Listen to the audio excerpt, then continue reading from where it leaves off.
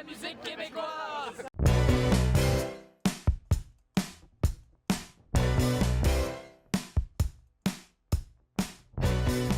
Je n'ai pas trouvé l'homme de moi qui va me montrer, qui va que j'ai eu tort. Je n'ai pas le temps, je n'ai pas... Je m'appelle Jean-Étienne Collin-Marcoux, je suis l'un des fondateurs à l'origine en fait du Pantoum. Je m'appelle Vincent Dufour, j'ai mon projet musical qui s'appelle Valence. Je m'appelle Alexandre Martel, je suis réalisateur et musicien, accompagnateur principalement. Je viens de la ville de Québec, je m'appelle Ariane Roy. Je fais de la musique.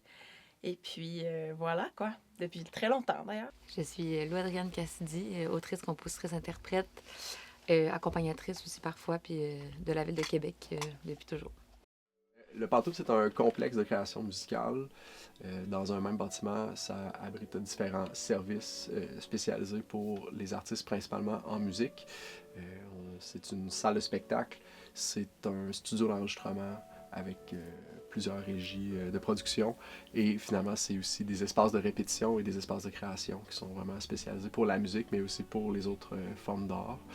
C'est un endroit qui accueille beaucoup d'artistes, autant en production de spectacle qu'en production d'albums, qu'en résidence de création, puis aussi en en tournée, là, en spectacle. C'est le temps de présenter leur musique devant un public.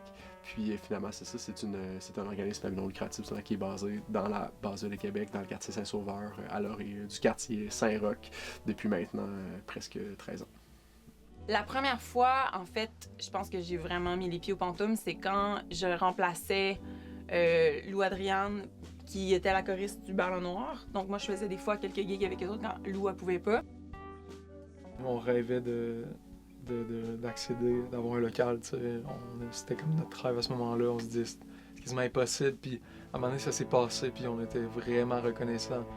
Moi, j'avais un band qui existe plus maintenant qui s'appelait Mauve, puis on a joué au spectacle d'ouverture du Pantoum, qui était au départ juste le troisième étage. C'était juste une salle de spectacle avec un studio très, très embryonnaire. On dirait que j'en entendais parler quand j'étais au cégep un peu. C'est comme un peu mythique, là, tu sais, le Pantoum, puis les artistes dans cette gang-là. Ça a été quand même progressif parce qu'au début, j'étais un peu intimidée. On dirait, tu sais, des fois, je venais voir des spectacles, plus dans le coin, là, je sais pas trop. C'est vraiment important pour l'aspect de communauté, tu sais, pour rencontrer du monde, puis sortir un peu de la solitude, là, tu sais. Des fois, je pense que ça permet de créer des connexions, puis même de créer des fois des genres de relations de mentors un peu, tu sais. Comme moi, il y a des gens qui ont vraiment été significatifs, tu sais, dans mon parcours, puis qui m'ont permis d'apprendre, tu sais, plus concrètement, c'est quoi.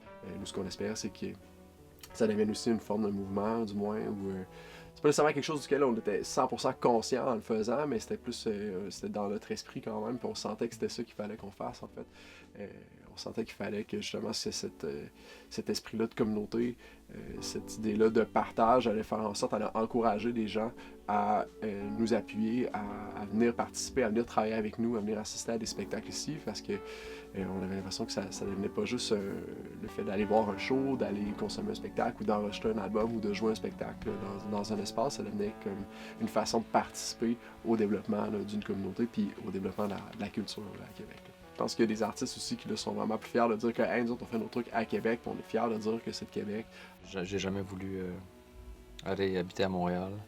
Puis s'il n'y avait pas le Pantoum, je serais obligé d'aller travailler toujours à Montréal, tandis que là, même les groupes avec qui je travaille, qui habitent à Montréal, la très grande majorité du temps, on vient faire au moins la moitié de l'album ici. Puis les gens aiment ça venir ici, puis venir travailler à Québec aussi, ça les sort de leur quotidien. Fait que c'est grâce à eux si je peux gagner ma vie avec ça. Je dirais juste la volonté d'accessibilité du Pantoum. C'est vraiment ça le truc le plus important, puis qui déroge jamais de ça, mais c'est de rendre le studio accessible, les locaux de répétition accessibles. Mettons juste financièrement, ils font attention font exprès pour que les prix soient comme absurdement bas un peu. Puis c'est pour rendre ça accessible. Puis justement, mon dernier album, on l'a enregistré ici, mais on a passé genre 60 jours en studio. Je pense pas que ça aurait été possible financièrement nulle part ailleurs.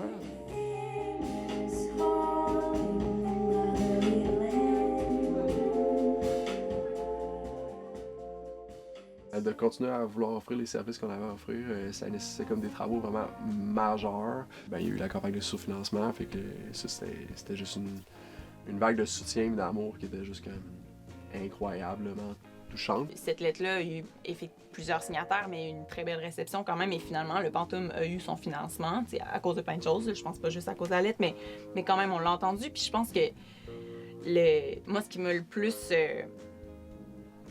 impressionné puis touché, en fait, ému de cette lettre puis des réponses, c'est de voir qu'à ce moment-là, il y avait tellement de réactions puis de gens qui étaient comme non, mais c'est essentiel, on a absolument besoin de ça, on peut pas imaginer que le Pantoum soit pas là. Quand tu as ce genre de projet-là, le danger, c'est toujours que vu que ça tient au bout des bras de quelques personnes motivées, ben si ces personnes-là finissent par devenir fatiguées, tannées, tombent malades ou s'il y a quoi que ce soit, ou juste comme ils veulent lâcher ça, ben ou juste leur vie change ou quoi que ce soit, on est évolué aussi dans la vie, t'as d'autres ambitions, t'as d'autres désirs, tout ça, fait que ben, le danger, c'est que là, ce genre d'espace peut disparaître. Puis on l'a vu quand même souvent dans le passé arriver, comme beaucoup d'espaces à Montréal, à Toronto, tout ça, des petites salles de spectacle DIY comme ça qui finissent par disparaître. Et j'ose même pas penser, tu sais, si le Pantoum fermait, genre j'ai un frisson en ce moment, genre je peux pas m'imaginer cette situation-là. Mais c'est parce que dans le sens que si on ferme le Pantoum, genre,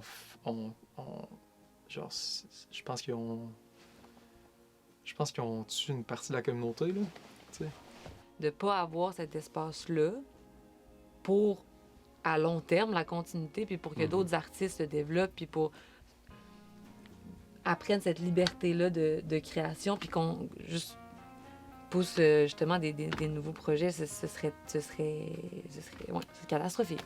Dire, OK, là, on va se structurer, revoir ça, puis là, ce qui est DIY, on va essayer de garder exactement les mêmes valeurs, puis le même système de pensée puis d'opération qui fait la force de ça, qui fait cette approche-là communautaire, mais on va essayer d'intégrer ça dans quelque chose d'un petit peu plus institutionnalisé, puis qui est capable d'aller chercher des subventions au niveau gouvernemental, puis tout ça, puis avoir du sens. Fait que garder les mêmes valeurs, garder le même fonctionnement, mais de l'amener dans dans une autre entité qui, elle, peut perdurer dans le temps.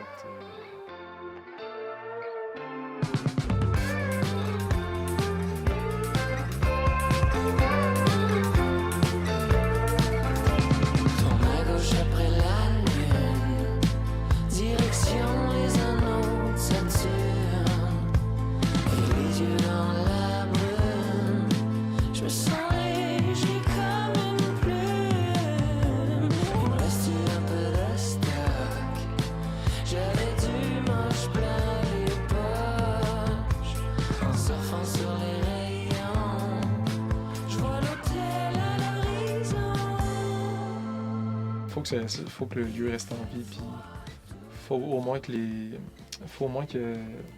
personnes au pouvoir, les politiciennes ou ministres de la culture viennent pour vrai. Genre, faut qu'ils viennent voir, mettons. Je pense que c'est important qu'ils viennent ici. Ouais, puis tu sais, on parle souvent de ça ces temps-ci, mais dans le fond, au bout du compte, la musique québécoise, même si tu sais, c'est comme une petite communauté, puis avec le public, on vit tellement des affaires fortes. C'est quand même niche au Québec, dans le fond. Ce qui est comme un peu absurde à dire, mais c'est quand même un peu ça. Après ça, bien effectivement, venir voir des spectacles, c'est vraiment une bonne façon aussi, tu sais, soutenir, mais aussi juste, tu sais, faire des choix éclairés en tant que consommateur, de la façon dont on consomme la musique, c'est aussi une excellente façon de soutenir. Il y a plein de choses dans le monde, il y a de la culture super intéressante venant de n'importe où dans le monde, ça c'est sûr, mais la culture de chez nous, qui parle de nous, qui est faite par des gens qui partagent le même langage, qui ont des références culturelles qui se ressemblent, qui ont un cœur juste qui est le même par le territoire, par la culture, il n'y en aura pas ailleurs, tu sais. La culture québécoise, elle est extrêmement riche. Premièrement, je pense que les gens, ils doivent être curieuses. C'est de chercher, c'est de voir l'étendue de tout ce qu'on a fait dans les dernières années, puis qu'on n'est pas réduit à un seul style de musique, à un seul style de film. Il y a tellement de choses qui brillent à l'international qu'on fait ici.